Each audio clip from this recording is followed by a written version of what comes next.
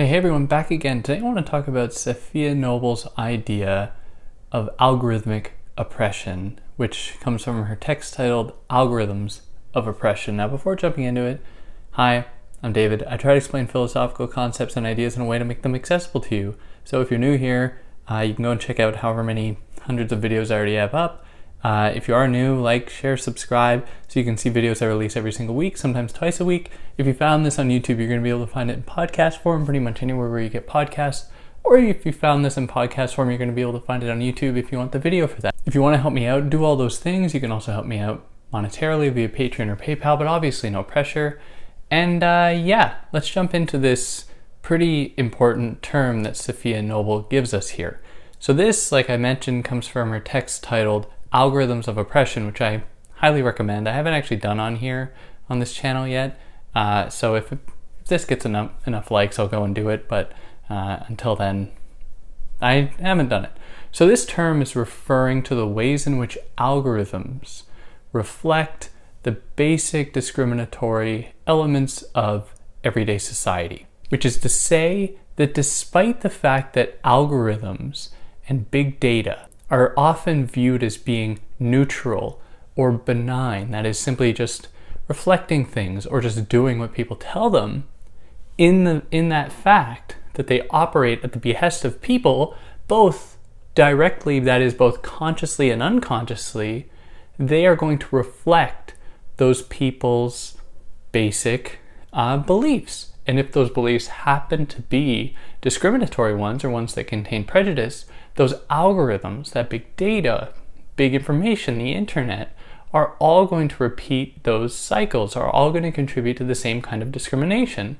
So the most easy example maybe to illustrate this is the different search results that we're going to get if we went to Google and typed in the search bar, black man versus white man. Now I want to caveat this by saying that after Noble wrote this book, and after there was a lot of outcry from the black community, this has changed somewhat. So it has gotten quote unquote better. That is, the representation of black people versus white people has gotten better. But we can still see many of these trends appear. That is, black men mostly are going to be depicted in a more negative light through these search engines than will white men. And the same with youth as well. Now, algorithms are interesting because they are going to reflect both their creators, so the people that made them, contributed to their coding and everything, but also because today they've grown so ubiquitous, they're going to reflect the interests of the broader public and their views. Because as people use them, and this is what is referred to as machine learning and other kinds of neural learning mechanisms, these AI, this software, these algorithms, which aren't all the same thing, but anyways, are going to learn to adapt to accommodate what are basic trends, and are going to be able to pick up trends and are going to be able to realize what people might ask. So this is why if you go to Google and you typed in something like, you'll see a bunch of filled in things, different options as to what you could fill in with following what is my, and it'll give you these options that you can click on, because these are things that people have been looking up. And this reveals the extent to which these algorithms are largely in league with everyday culture. Now, the internet, tech, aren't always the most accessible things. They are going to be, and this was certainly true at the beginning of their entrance on the world stage, and especially in Western countries in North America and so on, it was largely those people who could afford this technology that could access it. And it would continue on like that for a long time, even very much to this day. So the interests of the algorithm are then going to reflect those people who are most likely to access them, to be able to access the internet, to be able to use the internet, and are there going to reflect those interests, which are often going to go along class and racial and in many ways gender lines. Now, Noble is very clear, and I think that this is one of her better points, that this is not new. Really, the kind of discrimination that we see on the internet is not new, and the kind of discrimination that is facilitated and in many ways cultivated by these algorithms aren't actually new. They in fact are just another way by which old forms of discriminatory beliefs come to be packaged and come to be disseminated to a broader public. Now, just because it might not be totally new doesn't mean that there are now not new opportunities afforded by these kinds of discriminatory acts or discriminatory images and messaging that gets distributed.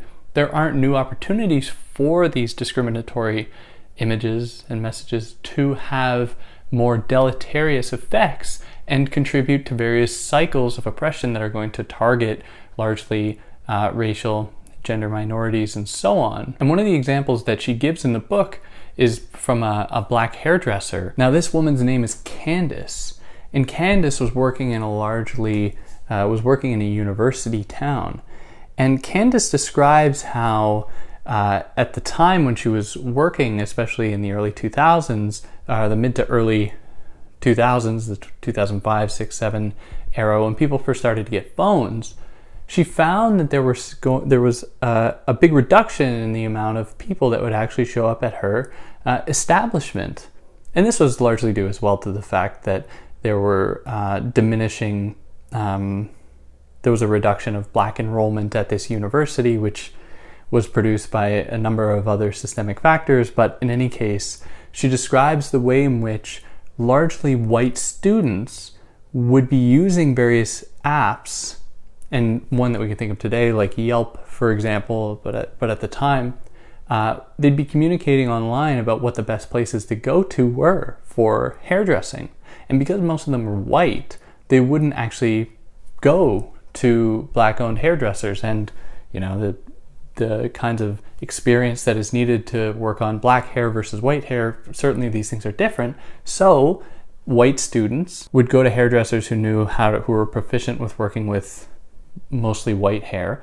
And so what would happen was they would use those as being, they would amplify those businesses because of their proficiency with white hair, which comes to negatively affect black-owned businesses, because all of a sudden it becomes a lot harder for people who are trying to look for places online to find black-owned or black-run hairdressers, in this case, that can actually work on black hair, because white people hair and white people's interests are being more reflected because there are more of them on the app, more of them are more willing to leave like good reviews on good places, they have more social clout, and that will reflect in these algorithms that are going to have this effect upon all of these other businesses, largely businesses run by marginalized individuals. So by looking at the way that these algorithms function, we can get a very good peek into how discrimination really operates at a cultural level,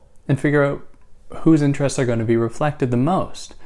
Just because we know that algorithms, the internet, search engines are so ubiquitous, by looking at the ways in which, or looking at who these algorithms come to represent in a positive light versus a negative light, we can come to see in society at large who are the ones that are going to benefit the most versus those who are going to be depicted in a certain way, stereotyped and kept within a certain cycle or loop of oppression in all of its different forms.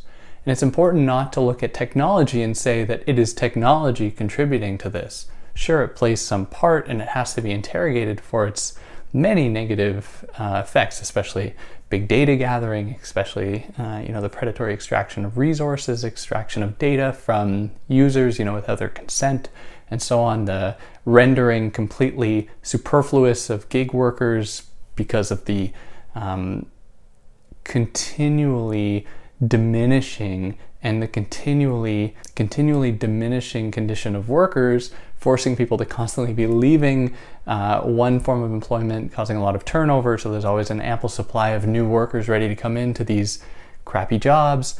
All of these things need to be interrogated that the internet and all of the cultures around it come to foster.